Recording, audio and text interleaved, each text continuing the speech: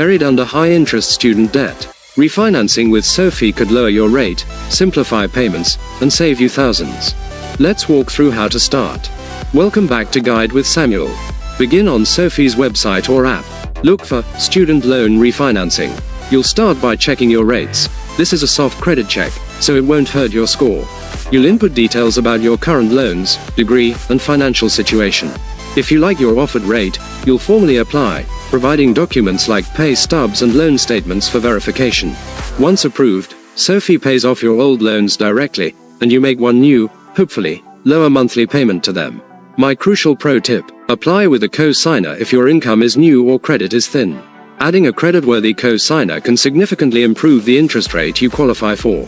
SoFi also offers a co-signer release option after you make a certain number of on-time payments, freeing them from the obligation later. Take control of your student debt and potentially unlock major savings. What's the number one thing you're looking for in a student loan refinance? A lower payment or a faster payoff? For more clear financial guides, subscribe. Thanks for watching. I'm Samuel, and I'll see you in the next video.